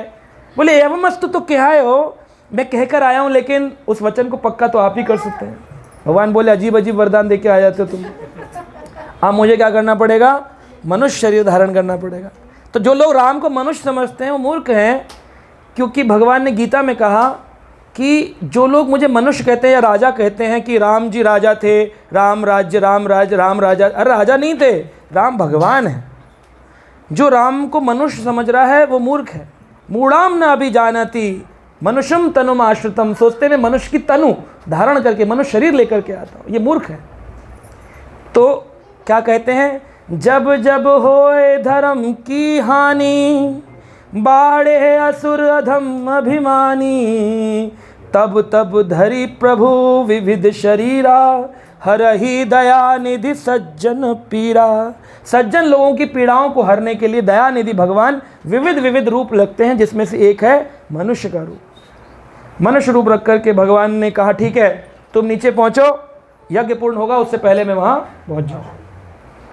अब यहाँ पर जैसे ही यज्ञ पूर्ण हुआ, पुत्र कामेष्टि दीप्तिमान चतुर्भुजधारी भगवान प्रकट हुए यज्ञ कुंड से। और यज्ञ कुंड से प्रकट होकर के भगवान विष्णु ने एक कटोरा था, विष्णु भगवान का पीत वस्त्र धारण किए थे, शंख चक्र कमल गदा थी, और उन्होंने एक खीर का कटोरा राजा दशरथ की ओर बढ़ाया और कहा इसे अपनी रानियों को खिला दो। हाँ, भगवान विष्णु ने कहा, खुद यज्ञ पुत्र कामेष्टि यज्ञ से प्रकट हुए और कटोरा दिया खीर का, बोले इसे अपनी रानियों को खिला देना, और शीघ्र ही तुम्हारे घर में राक्षसों को पराजित करने वाले पुत्र प्रकट होंगे जो 11,000 वर्षों तक राज्य करेंगे। कितने साल तक? 11,000। तो उस दिव्य पुरुष ने महाराज दशरथ से कहा कि मैं विष्णु नहीं हूँ, तुम मुझे विष्णु समझ रहे हो, मैं विष्णु दूत हूँ। इसका मतलब विष्णु दूत और विष्णु में कोई भेद नहीं। विष्णु दूत और विष्णु में यही फर्क है कि विष्णु कौस्तुभ मणि और श्रीवत्स चिन्ह के साथ होते हैं, लेकिन विष्णु दूत के कौस्तुभ मणि और श्रीवत्स चिन्ह नहीं था, चतुर्भुज था, शंख चक्र कमल गदा था। और उस विष्णु दूत ने यह खीर का प्याला दिया। तो राजा दशरथ ने कौशल्या को, अपनी रानियों को बुलाया, जल्दी जल्दी कौशल्या, केकई, सुमित्रा, तीनों आ जाओ। ये लोग कौशल्या को आधा खीर का भाग दे दिया, खीर में से ऐसे आधा किया और उठा के हाथ में रख दिया। और जो केकई थी, सुमित्रा को 1/4 यानी जो आधी खीर बची उसका आधा भाग दे दिया। और जो केकई थी उनको 1/4 बचा, उस 1/4 का भी आधा यानी 1/8 पार्ट, 1/8वां हिस्सा प्रदान किया। और जो 1/8वां हिस्सा बच गया वो सुमित्रा को फिर से दे दिया। हाँ, इस कारण से लोग बोलते हैं कि आधा दिया था फिर उनको आधा आधा दे दिया, ऐसा नहीं, सिस्टम बिल्कुल वाल्मीकि जी ने बचा है वही है। हाफ 1/2 कौशल्या को, 1/4 केकई जी को, हाँ, और सुमित्रा जी को 1/4 और केकई को 1/8, और फिर जो 1/8 बचा वो फिर सुमित्रा का। तो इसी प्रकार से तत्व में भी आएगा कि भगवान राम जो हैं वो सबसे ज़्यादा शक्तिशाली हैं, फिर राम से जो लक्ष्मण हैं वो शक्तिशाली है, फिर जो भरत हैं फिर वो, और शत्रुघ्न, ये 1/8 अंश लेकर आए हैं भगवान का, विष्णु का। ऐसा नहीं कि कंप्लीट भगवान आ गए हैं। तो सब लोग बोलते चार रूप है भगवान, चारों भगवान नहीं, एक में 1/1/2, एक में 1/4, एक में 1/8, दूसरे में 1/8, ऐसे करके तत्व। तत्व तो विष्णु ही है, लेकिन 1/8 रूप मतलब 1/8 गुण प्रकट करेंगे। जैसे राम जी 62.5 गुण प्रकट करते हैं, लेकिन भगवान कृष्ण 64 गुण प्रकट करते हैं। भगवान राम में 1.5 गुण कम है। कौन सा? एक तो वेणु माधुरी नहीं है, भगवान राम बांसुरी नहीं बजाते, और दूसरा लीला तो करते हैं। भगवान की रामलीला इतनी चलती है, तो उससे ज़्यादा रामलीला ही चलती है।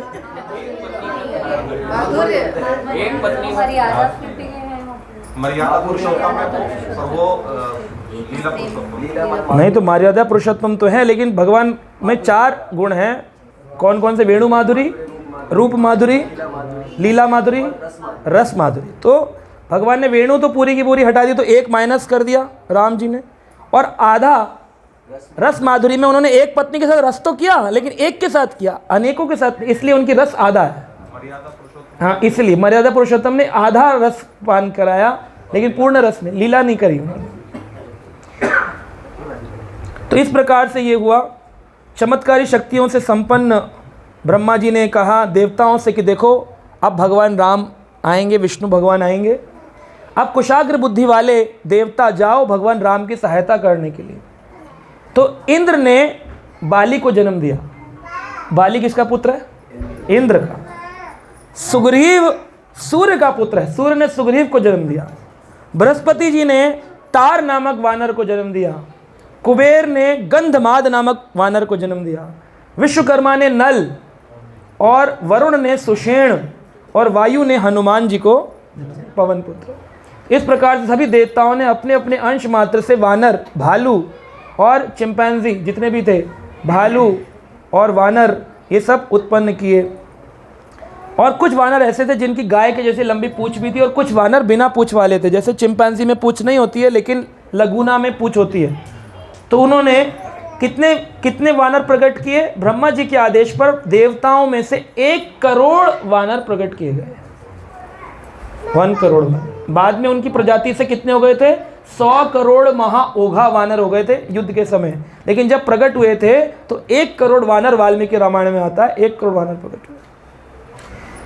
अब जब खीर खा ली, तो खीर खाते ही ऐसा नहीं हुआ कि तुरंत भगवान प्रकट हो गए। 12 महीने, 12 मास गर्भ धारण किया। तो कैसे गर्भ धारण किया बताया मैंने, कि वायु को अपने गर्भ में रोक करके रखा कौशल्या माता ने, सुमित्रा ने, केकई ने। ऐसा नहीं था कि बच्चा आ गया अंदर। तो जो संसारी लोग हैं वो संसारी विंडो से भगवान को देखते हैं। जैसे अगर सामने हम अभी कश्मीर घूमने गए हों और अपने होटल के कमरे की खिड़की से कश्मीर के हिमालय पहाड़ को देखें, दिखेगा कि नहीं? चोटी दिखेगी। तो खिड़की से हम ऐसे करके फ़ोटो भी खिंचा लेंगे, चोटी पे ऐसे हाथ रख के फ़ोटो खिंचेंगे तो लगेगा चोटी के नीचे है। तो ऐसे ही लोग अपनी दृष्टि से भगवान को देखने की कोशिश करते हैं। तो वो सोचते हैं भगवान भी तो ऐसे क्यों होंगे? 12 महीने 9 महीने होंगे ना, 9-12 कैसे हो गए? हमारी तरह होंगे ना। दशरथ जी ने, कौशल्या ने हनीमून पीरियड मनाया होगा ना। आप अपनी बुद्धि से भगवान, अपनी विंडो से हिमालय की चोटी नाप रहे हो, कभी नहीं समझ पाओगे।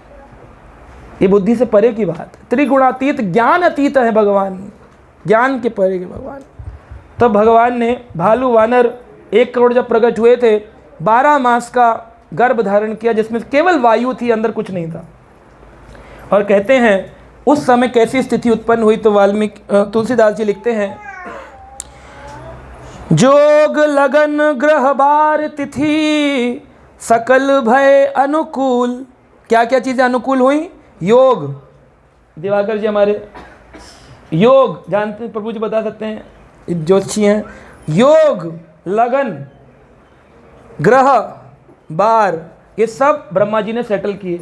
उन्हीं के तो हाथ में। भृगु ऋषि जिनने ज्योतिषी बनाया सबसे पहला, वही उनका पुत्र है। तो ब्रह्मा जी के हाथ में उन्होंने फटाफट तारों की संरचना ठीक करी। बोले अब भगवान आने वाले। ये नहीं था कि भगवान उस काल में आए, ना, भगवान बोले मैं जाऊंगा, तो उस समय स्थितियां अरेंज करी गई। ऐसा नहीं कहा कि इस स्थिति में भगवान आए। समझिए दोनों चीज़ों में, हम जब आते हैं तो हम किसी एक नक्षत्र में आते हैं। भगवान ऐसे नहीं करते। भगवान कहते मैं जाऊंगा इसमें, चलो अरेंज करो। मोदी जी आएंगे तो रेड लाइट के अनुसार नहीं चलेंगे, मोदी जी के अनुसार रेड लाइट चलेगी। तो जब भगवान आएंगे तो ग्रह नक्षत्र उनके अनुसार चलेंगे। योग लगन ग्रह बार तिथि सकल भय अनुकूल, चर अरु अचर हर्ष जुत राम जगत सुख मूल। चर अरु अचर यानी चलने वाले और न चलने वाले, लिविंग एंड नॉन लिविंग, सब कैसे हो गए? हर्ष जुत, पेड़ भी ऐसे ऐसे हिल रहे थे, हर्षित हो गए, ग्रीनरी आ गई। 6 मास 6 ऋतुएं सारी की सारी एक जगह आ गई। बारिश भी हो रही है रिमझिम, हवा भी चल रही है, शीत भी आ रही है, धूप भी निकल रही है। अरे मल्टीपल ऋतुएं प्रकट हो गई, 6 ऋतुएं प्रकट हुई। चर और अचर दोनों में, पत्थर भी प्रसन्नचित हो रहे हैं, घास प्रसन्नचित हो रही है। चर और अचर हर्ष जुत राम जन्म सुख मूल। राम के जन्म में सब सुखी हैं, इसीलिए राम कथा सुनने वाला व्यक्ति सुखी हो जाता है। उसको कोई चिंतन नहीं सताता, कोई चिंता नहीं सताती है, अगर वो सही में राम पर विश्वास करके सुने। और फिर यह तिथि आई जो आज की तिथि है, 9वीं तिथि, अभिजीत मुहूर्त भगवान राम ने प्लानिंग किया था। 9वीं तिथि मधुमास पुनीता, सकल पक्ष अभिजीत हरिप्रीता। मध्य दिवस अति शीत न घामा, पावन काल लोक विश्रामा। 9वीं तिथि आई थी, मधुमास, जो ये महीना चल रहा है चैत मास। सकल पक्ष अभिजीत हरिप्रीता, हरि को बड़ा प्रिय अभिजीत नक्षत्र, उस नक्षत्र में हरिप्रीत नक्षत्र में भगवान हरि आए। और मध्य दिवस यानी दोपहर के 12, कृष्ण आए रात्रि मध्यकाल में और कृष्ण राम आए मध्य। तो जब सूरज प्रकट था दोपहर के 12 बजे थे, न अति शीत न घाम, घाम को बोलते धूप, घाम जानते हो ना, घाम धूप। न अति शीत, न अधिक सर्दी थी, न अति घाम थी। चैत के महीने में ठंडी होती है, रात को लोग रजाई भी ले लेते हैं कुछ लोग, और दिन में एसी भी चलाते हैं। लेकिन दोपहर के 12 बजे न अति शीत न घाम, ऐसा टाइम चुना तो सूरज जो था वो प्रसन्न था। राम आ गए मेरे टाइम पर, हरि बोल, सूर्यवंशी श्री रामचंद्र की। बड़ा खुश था, लेकिन चंद्रमा रो रहा था। चंद्रमा रो रहा। तो भगवान ने पूछा, ऐसे ही क्यों, तुम क्यों रो रहे हो? एक नेत्र सूर्य है, एक नेत्र चंद्र है, तो एक नेत्र रो रहा है और एक नेत्र हंस रहा है, ऐसे कैसे होगा? तो उन्होंने बोला, प्रभु आप आए तो मध्य दिवस, न अति शीत न घामा। आप ऐसे दिवस में आए हैं जब सूरज का नाम रोशन हो रहा है। लोग कह रहे सूर्यवंशी सूर्यवंशी, सूर्य के वंशी है, तो हमारा तो बेकार कर दिया आपने, हम आपकी आँख तो फूटी आँख हो गए हम तो। भगवान बोले, चिंता मत करो, अभी कुछ काल बाद मैं अपने स्वयं के रूप में आऊँगा, आदि पुरुष गोविंद। तब मैं रात्रि काल में आऊँगा 12 बजे, तब मैं कहलाऊँगा चंद्रवंशी श्री कृष्ण भगवान की। तो खुश नहीं हुआ, वो बोला कि मैं खुश नहीं हूँ। बोला ये क्या तरीका है, कब तक वेट करूँगा, अभी तो कुछ देना चाहिए, ये तो आपने टालने वाली बात कर दी, अभी तो बहुत।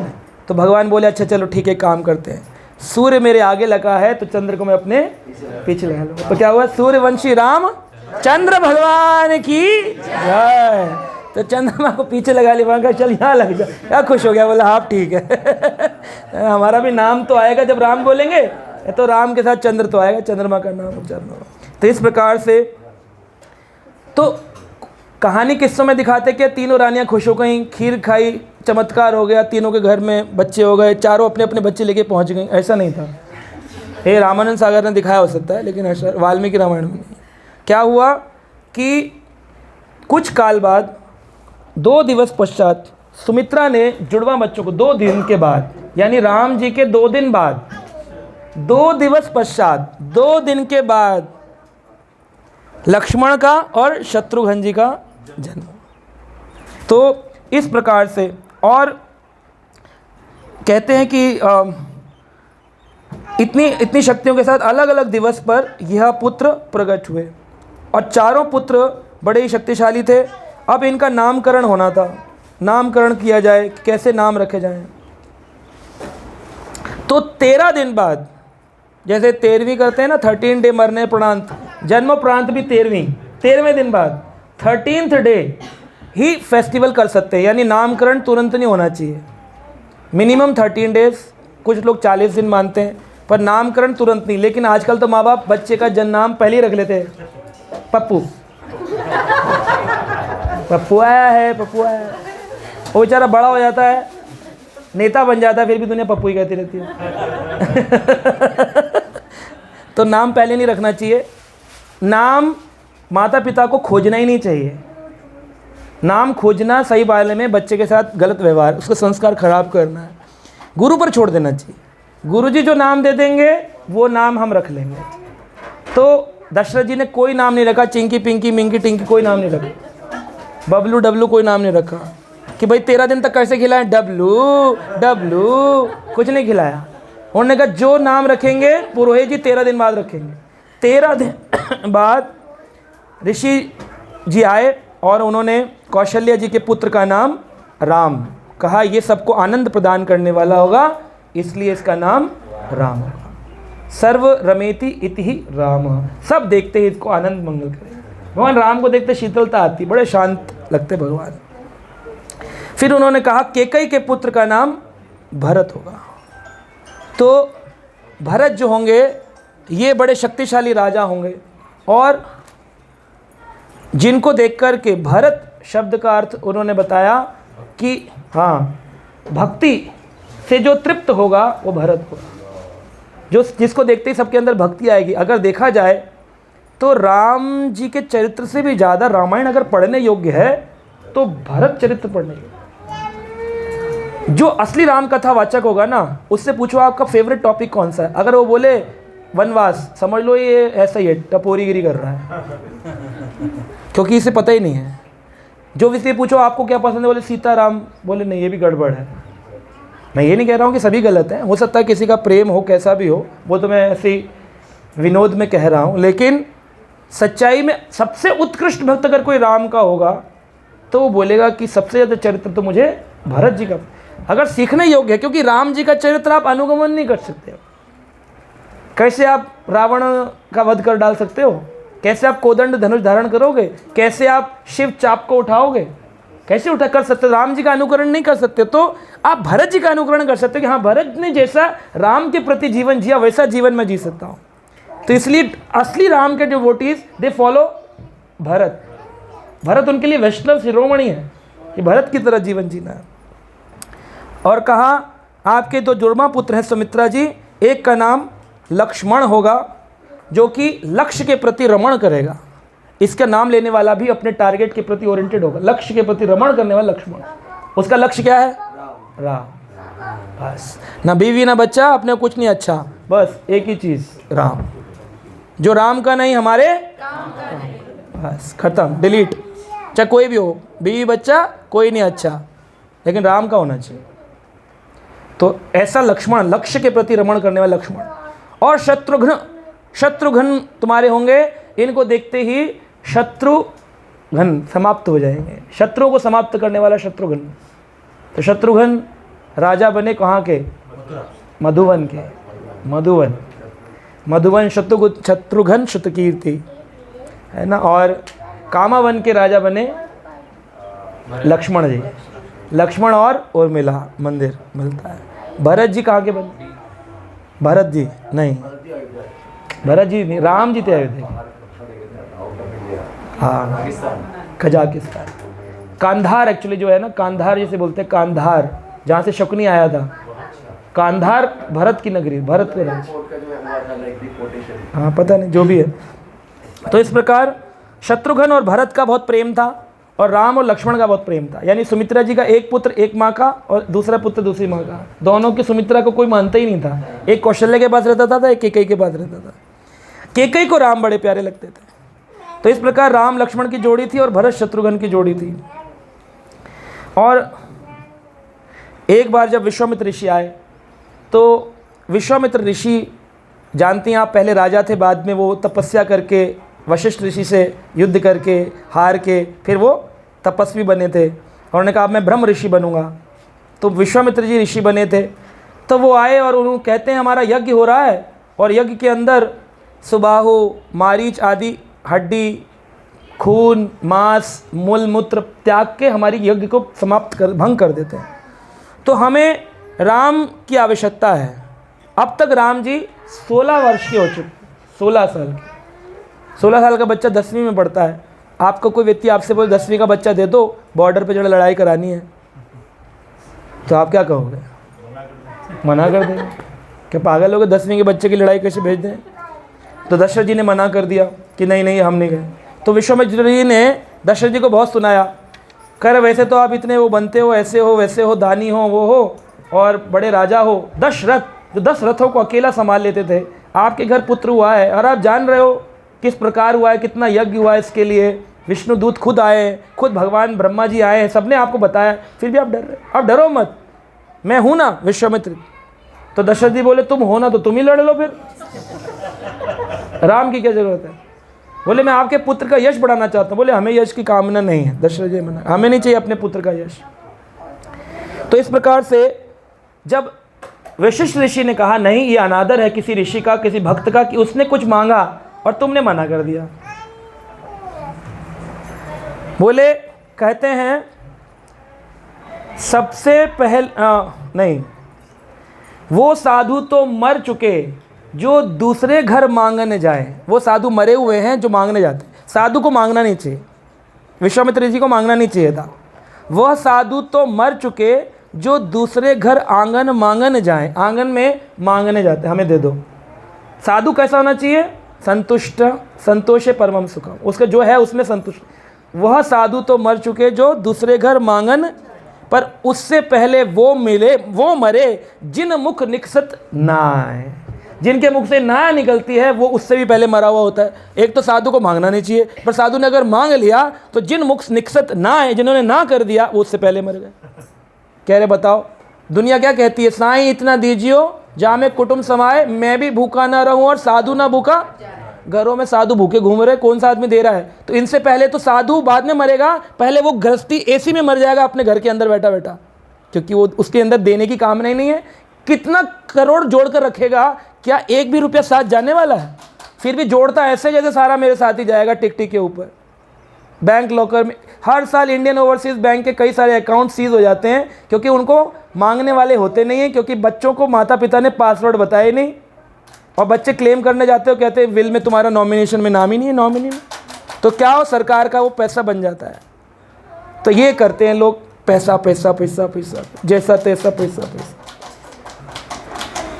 तो सरयू नदी के तट पर विश्वामित्र ऋषि लेकर के चल दिए। 12 मील चलने के बाद में उन्होंने कहा प्रिय राम, मैं तुम्हारा शुद्धिकरण करूँगा। बल और अतिबल नामक 2 मंत्र तुम्हें सिखाऊंगा, एक बल और एक अतिबल। यानी एक मंत्र बोलते तुम बलवान बन जाओगे और दूसरा मंत्र बोलते तुम अति बलवान बन जाओगे। जबकि राम जी तो बलशाली बलवानों के बलवान हैं, लेकिन फिर भी उन्होंने सिखाया। और उन्होंने सरयू नदी का वो किनारा दिखाया और कहा ये वह स्थान है जहाँ पर कामदेव को शिव जी ने जलाकर राख किया था। तो कई बार लोग पूछते हैं ना, वो कौन सा स्थान है जहाँ पर शिव जी को कामदेव प्रसन्न करने गया था और जला करके राख कर दिया था? शिव जी ने तीसरा नेत्र खोलकर रति रोई कि कामदेव को जलाकर भस्म कर दिया। लोग बोलते कैलाश पर ये लीला हुई थी, लेकिन वाल्मीकि रामायण में लिखा है कि वह स्थान वही है जहाँ पर विश्वामित्र ऋषि जी के आश्रम पर जब जा रहे हैं रास्ते में पड़ता है। और कहा यह वहाँ पर उन्होंने दिखाया कई सारी चीज़ों को, पवित्र स्थान दिखाया और कहा तुम्हें इसकी वंदना करनी चाहिए। इंद्र ने भी यहाँ पर जब वृत्रासुर का वध किया था, इंद्र ने वृत्रासुर का वध किया था, तब पाप चढ़ गया था। तो पाप चढ़ने के कारण फिर उसको नहलाया गया। तो नहला कर के वह जो जल बचा वो उसी स्थान पर रखा गया था। तो इसलिए यहाँ का जल बड़ा अपवित्र जल है। इसलिए स्नान करवाने के पश्चात अशुद्ध जल जो था वो देवता इसी स्थान पर गिराकर चले गए थे। और कहते हैं कि इस स्थान पर मलद और कुरुश नामक 2 राज्यों की स्थापना हुई। कुरुश नामक एक स्थान बना और यहाँ पर एक राक्षसी रहने लग गई जिसका नाम था ताटक नाम की राक्षसी थी। और ताटक जो था, ताटक राक्षसी जो थी, इसके सुंद नामक पति हुए और सुंद और ताटक के मारीच नामक पुत्र हुआ। तो ये ताटक जो राक्षसी थी उसके बारे में पूछा कि वो यहाँ क्यों रहती है, उसको इस स्थान पर क्या मिलता है, इतना गहन वन है, यहाँ क्या मिलता है। तो भगवान राम ने जब राक्षसिनी की शक्ति पूछी कि ताटका जो है उसका, जिसे ताड़का भी कहते हैं, ताड़का ताटका, ताटक जो थी उसके बारे में पूछा कि भाई इतनी शक्तिशाली कैसे ये राक्षसी ताड़का, जैसे ताटका या ताड़का दोनों ही नाम से बोलते हैं। तो विश्वामित्र ऋषि ने बताया कि सुकेतु नाम के एक यक्ष थे जो अपनी कठोर तपस्या से भगवान ब्रह्मा को प्रसन्न कर लिए थे। ब्रह्मा को कौन था? यक्ष सुकेतु। सुकेतु नाम का यक्ष था, उसने प्रसन्न किया था और ब्रह्मा जी से एक शक्तिशाली पुत्री का वरदान मांगा। तो शक्तिशाली पुत्री के रूप में उसको ताटका या फिर ताड़का प्रकट हुई। जब युवा हुई तो उसने सुंद के साथ विवाह किया। अगस्त ऋषि ने सुंद को मृत्यु का शाप दिया। अगस्त ऋषि इसी जगह तपस्या करते थे और ये राक्षसनी जो ताकतवर थी ये यहाँ घुमा करती थी अपने सुंद के साथ और अपने पुत्र मारीच के साथ। तो अगस्त ऋषि ने श्राप दिया और कहा तुम्हारे पति सुंद की मृत्यु हो जाए। तो ये मृत्यु हो जाए और पत्नी और जो पति हैं, ये पत्नी और पुत्र ये दोनों नरभक्षी हो जाएं, यानी इंसानों को खाने वाले हो जाएं। तब से ये ताड़का नरभक्षी हो गई अगस्त ऋषि के श्राप से। और अगस्त ऋषि ने श्राप दिया था इसलिए ये ऋषियों के खिलाफ हो गई। तो यहाँ जो ऋषि आते हैं उनको खाती है, इसलिए अगस्त ऋषि के स्थान में विश्वामित्र ऋषि रहते थे। बोले इसलिए ये हमें परेशान कर रही है। इस पर्पज़ है ना परेशान करने का, द्वेष का कारण क्या है। तो ये इसके पीछे की हिस्ट्री बताई। और इस प्रकार यज्ञ श्री राम ने अपना धनुष ताना जब यहाँ पर ताड़का आई और भगवान राम ने धनुष की ध्वनि से टंकार करी तो ताड़का जो सोई हुई थी वो उठ गई, बोली कौन है जिसने मुझे उठाया निद्रा से, और दौड़ी हुई भगवान को खाने के लिए भागी। तो भगवान ने उसका हाथ पैर नाक कान काटकर छोड़ दिया, मारा नहीं। नाक कान हाथ तो बचा क्या फिर? एक गोश्त रखा हुआ है। सारा कुछ काट दिया भगवान ने उसका, क्योंकि भगवान चाहते थे कि इनका इस्तेमाल आगे भी करना है। तो मारीच को एक बिना फरसे का, फरसा समझते हैं, बाण के पीछे फर लगा होता है, तो फर से स्पीड आती है। जैसे जब चिड़िया उड़ती है तो पंखों से अपनी वायु को, तो जिस तीर में पीछे फर ना लगा हो तो बिना फरसे का बाण कहते हैं, वो बाण जल्दी गिर जाएगा। लेकिन भगवान ने बिना धनुष पर चढ़ाए हुए तरकस से निकाला एक तीर जिसमें फरसा भी नहीं, फर भी नहीं थे पीछे, उस बाण को ऐसे पकड़ा और ऐसे करके मारीच की प्रति फेंक दिया। तो कहते हैं मारीच उड़ता उड़ता गया और जाकर के रामेश्वरम और श्रीलंका के बीच में जो समुद्र है वहाँ जाके धम से गिरा, जिसको खाली ऐसे करके छोड़ दिया।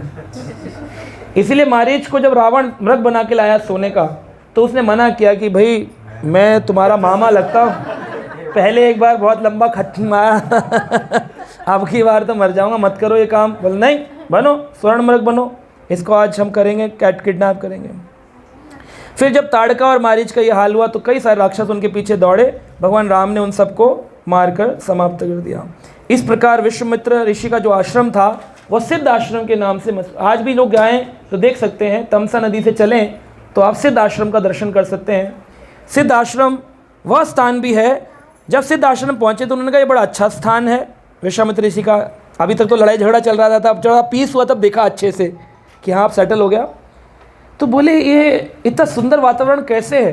बोले यही वो स्थान है जहाँ वामन देव भगवान ने 3 पग भूमि बलि से मांगी थी, यानी यह यज्ञ की भूमि है। अगस्त ऋषि ने यज्ञ किया, विश्वामित्र ने यज्ञ किया और वामन भगवान ने यज्ञ किया, शिवजी ने कामदेव को भस्म किया, तो ये यज्ञ भूमि है। तो इस प्रकार सिद्ध आश्रम इसका नाम पड़ा।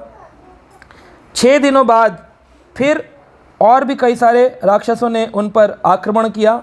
तो कहते हैं कि इस प्रकार मारीच की छाती में जो बाण लगा था उसने 100 योजन, यानी 1 योजन में कितने किलोमीटर? 1200 किलोमीटर दूर ले जाकर सागर के मध्य में गिराया। दूसरे बाण से राम ने सुबाहु की छाती भेद दी, सुबाहु को मार डाला। और तीसरे बाण को छोड़ करके भगवान ने जितने भी बाकी राक्षस थे उनका समाप्त करके क्षेत्र को शांत बना दिया, फिर दोबारा से शांत हो गया था।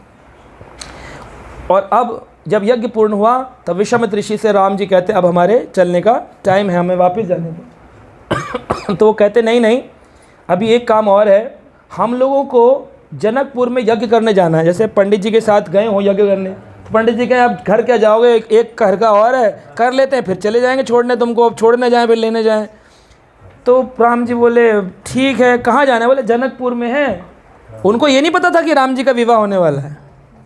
कि राम जी सीता जी का विवाह हो जाएगा, ये सब नहीं। उनको ये था कि जनकपुर में यज्ञ के लिए बुलाया है और हमको यज्ञ की सामग्री भी मंगाई है। जैसे नए नए लोग होते हैं तो वो बोलते हैं पंडित जी सामग्री आप ले आना। तो अभी पंडित जी जो आए थे यहाँ पर यज्ञ करने गौरवप्रभु के घर, क्या कह रहे थे गृह प्रवेश में कि हम तो ऐसे हैं कि सामग्री ना भी हो तो हमें बोल दे तो हम सामग्री लेकर पहुँच जाते हैं। तो विश्वामित्र ऋषि को बोला गया था कि आप सामग्री लेकर आइए। तो जो यज्ञ होने वाला था वो कितना बड़ा यज्ञ था इससे समझिए आप। 100 रथ, 100 रथ, रथ बड़े होते थे, रथों पे सामग्री भर के 100 रथ सामग्री भरकर विश्वामित्र ऋषि ने यहाँ से चलना प्रारंभ किया था जनकपुर तक। जनकपुर कहाँ है? नेपाल के अंदर।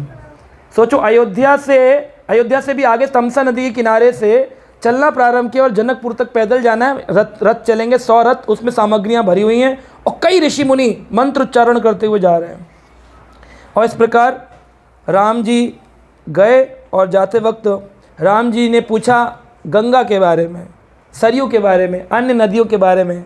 तब उन्होंने गंगा नदी के प्राकट्य की लीला सुनाई, किस प्रकार से ये गंगा नदी प्रकट हुई, और ये फिर लंबी चर्चा है। फिर भगवान राम वहाँ पहुँचे और वो भी बहुत लंबी कथा है। राम विवाह एक अलग प्रसंग है पूरा। तो राम जी जब वहाँ पहुँचे तो राम जी ने देखा कि सारे राजकुमार आए हुए हैं और कोई भी उस धनुष को नहीं उठा रहा जो शिव जी के द्वारा दिया गया है।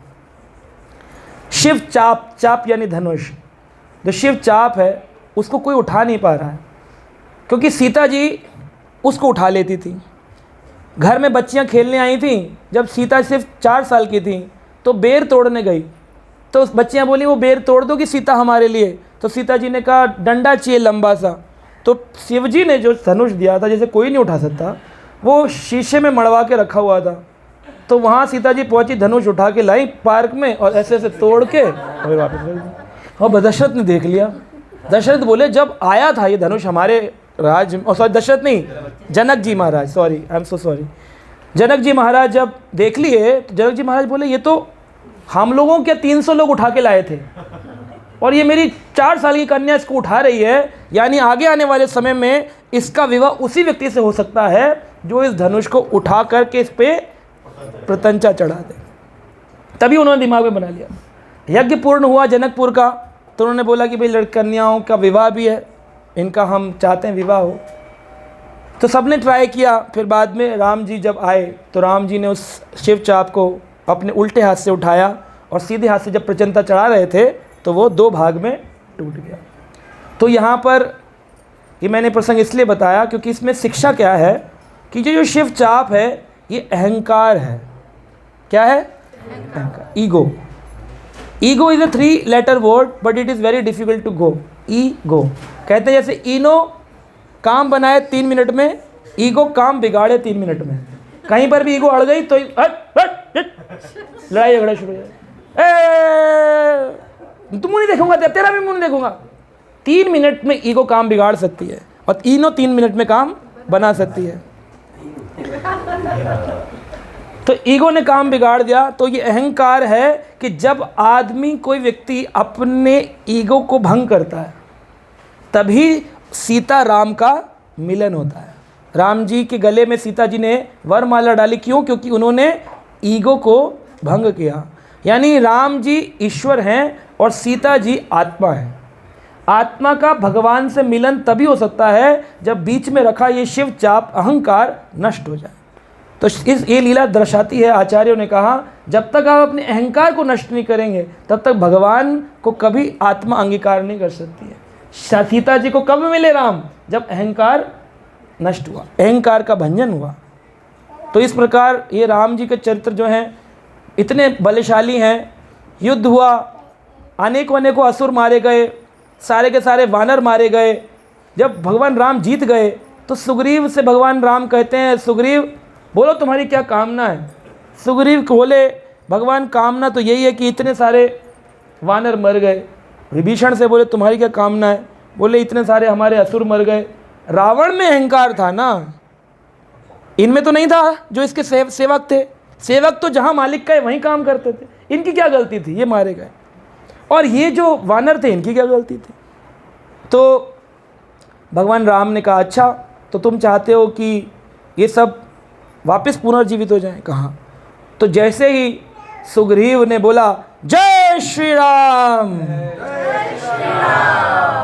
ये लोग चाहते नहीं, ये लोग आपको चाहिए नहीं, आपको नहीं चाहिए वानर जीवित हो, आपको नहीं चाहिए।